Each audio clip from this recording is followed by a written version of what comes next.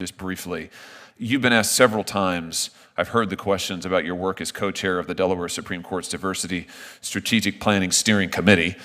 That's a mouthful, but you've been asked about this. I just want to ask you about one thing in the report.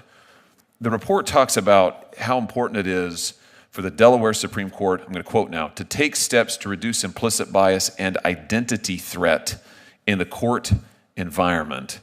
And it goes on to say that one of the things that might reduce identity threat is to get rid of the historic portraits of some of the white justices who've served on the court. Can you explain to me what identity threat is and why getting rid of portraits of judges and justices who've served on the courts would help with that? Thank you so much for the question, Senator.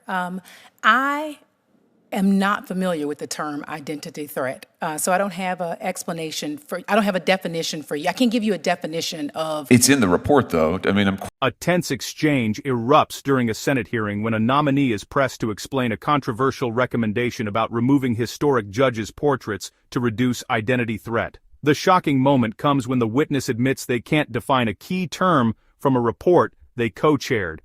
Viewers are left questioning accountability, transparency, and the real meaning behind diversity policy language inside America's courts.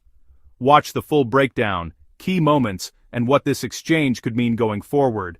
If you find this political breakdown interesting, please give me a thumbs up, and as well, like and subscribe for more. Viewers are left questioning accountability, transparency, and the real meaning behind diversity policy language inside America's courts.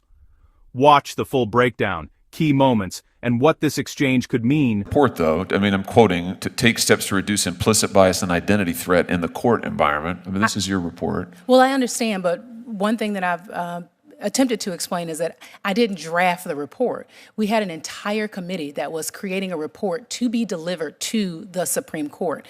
You signed off on it, though, didn't you? So there wasn't a sign-off necessarily on the report. Your name's on it, though.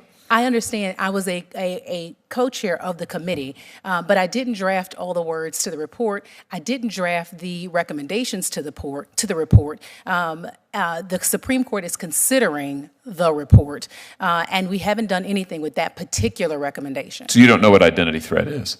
Well, I did not put those words in there, and I'm not entirely sure what whoever drafted that specific one meant by that one. It seems kind of crazy to me, I have to say. Thank you, Mr. Chairman.